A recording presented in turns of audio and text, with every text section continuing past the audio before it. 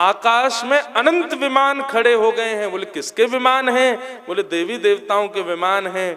और देखो तो सही, कृष्ण की वेणु की ध्वनि सुनकर के आकाश में जितने भी विमान खड़े हैं, उन विमानों में जितनी भी देवांगनाएं खड़ी हैं, जिनके सौंदर्य पर तीनों लोक वारी वारी जाते हैं, ऐसी देवांगनाएं भी श्री कृष्ण के मधुर वेणु का रव सुनकर के मूर्छा को प्राप्त हो रही हैं। ये सब भी मूर्छित होती जा रही हैं।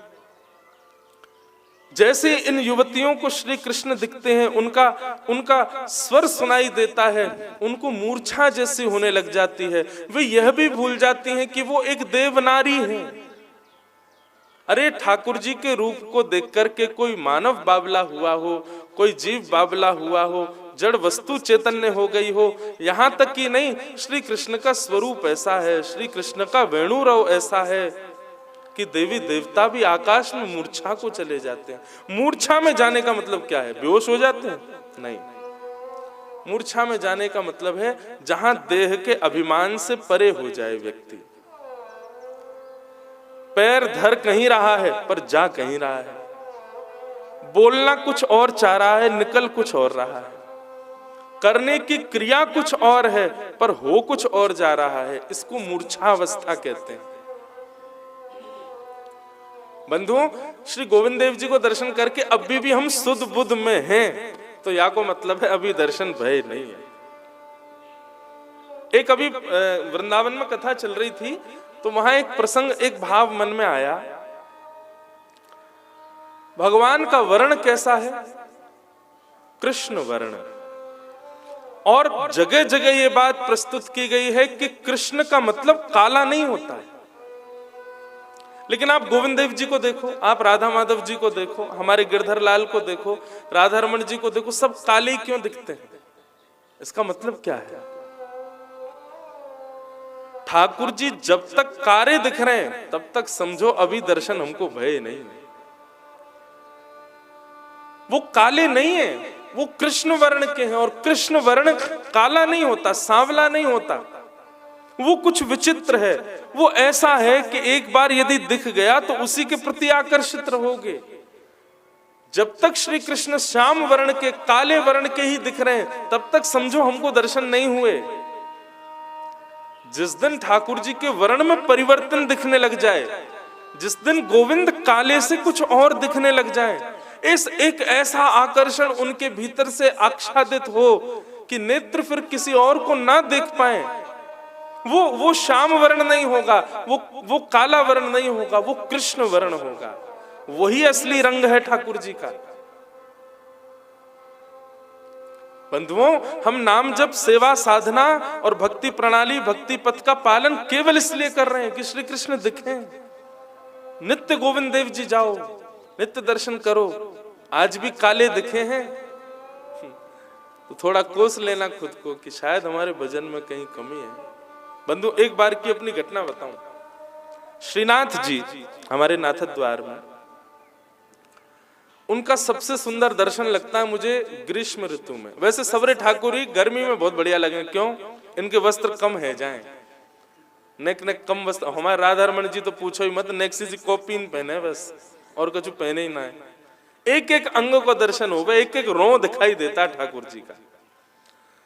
तो नाथ द्वार दर्शन करने गया, और संभवतः उस समय पर ये 9 तपा होते हैं, 9 दिन आते हैं। गर्मियों में भयंकर गर्मी होती है उस समय।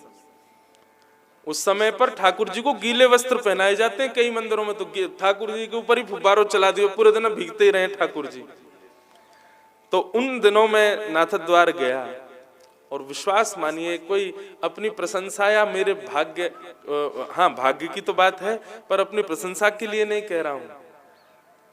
जैसे श्री जी बाबा के दर्शन किए, एक क्षण के लिए ठाकुर जी श्याम वर्ण के नहीं दिखे। एक क्षण के लिए ठाकुर जी का वर्ण ऐसा लगा जैसे कत्थई रंग होता है ना, थोड़ा कत्थे का सा रंग होता है। एक क्षण के लिए ठाकुर जी का ऐसा वर्ण दर्शन हुआ। और बंधुओं, एक बात आपको कहूं, कभी भी नाथ द्वार जाइए, ग्रीष्म ऋतु के समय जाइए, जब ठाकुर जी कम वस्त्र पहनते हैं। 8 बार दर्शन तो करने ही चाहिए, सुबह मंगला से लेकर रात्रि तक अष्टयाम करो। और ठाकुर जी का मन में विचार करना, बाम अंग को गौर से देखना, जो उठी हुई भुजा है, ये भुजा और यहाँ के वक्ष का दर्शन करना, दिखेंगे ठाकुर जी। आप देखेंगे कि दाहिने अंग से बाम अंग नेक गोरो है ठाकुर जी को। और यदि ये अनुभव में आ जाए तो समझ लियो कि हाँ, आपकी भक्ति अब काम आ गई है। और ठाकुर जी को ये और ये अंग एक से ही दिखे तो समझियो अभी और भजन करना हमें। क्यों? क्योंकि बाम हस्त जो है, बाम अंग जो है, वो ठाकुर जी का श्री किशोरी जी है। मैंने बाहर जाकर के एक गोस्वामी जी से पूछा, मैंने कहा आज ठाकुर जी एक क्षण के लिए ऐसे लगे गौर वर्ण के। तब उन्होंने मुझसे कहा आपने कौन सा अंग देखा? मैंने कहा मैं भुजा देख रहा था, तो यहाँ ऐसा भाव आया कि ठाकुर जी थोड़े से श्याम नहीं है, न थोड़े गोरे से हैं। तब उन्होंने बताया, बोले कि वो श्री जी है ना, और गर्मी बहुत पड़ रही है, तो गर्मी पड़ने के कारण श्री जी तप्त कांचन, कंचन जैसा है। और कंचन पर जब ग्रीष्म का प्रकाश पड़ता है तो कंचन और ज्यादा प्रकाशित हो जाता है। तो गर्मी बहुत है, हमारे श्री जी को भाव प्रकाशित है रोय। कभी कभी हम सबको भी ये अनुभव है जावे। वादना मन में संतुष्ट भयो कि जय हो लाल जी। हमारो भजन तो इतना है ही ना है, हमारी सेवा तो इतनी है ही ना है, हम लोगन में इतनी तो सामर्थ्य है ही ना है कि आपके कृष्ण वर्ण को हम ना देखें।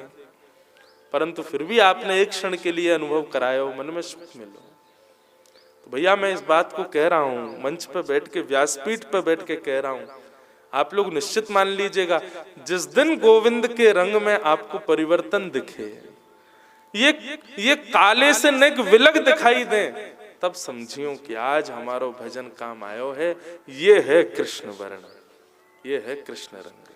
ठाकुर जी काले नहीं, काले हमको इसलिए दिख रहे हैं क्योंकि अभी हमारे अंदर विषय की काली बहुत बड़ी भैया, हमारे ठाकुर जी कारे दिख रहे हैं। ठाकुर जी कारे नहीं, कृष्ण वर्ण है। आहा। तो ठाकुर जी की स्थिति देख करके, ठाकुर जी के वेणु रव को सुन करके देवताओं की ऐसी स्थिति हो जाती है, देवियों की ऐसी स्थिति हो जाती है। और गोपियां कहती हैं, जिनके स्वर को सुन करके, जिनके सुंदर रूप को देख करके जड़ वस्तु, चैतन्य वस्तु, देव वस्तु सबकी ऐसी स्थिति हो जाती है, तो हम सामान्य गोपियों की क्यों नहीं होगी? हम सामान्य गोपियों की क्यों नहीं होगी ऐसी स्थिति? अरे ये हिरणियों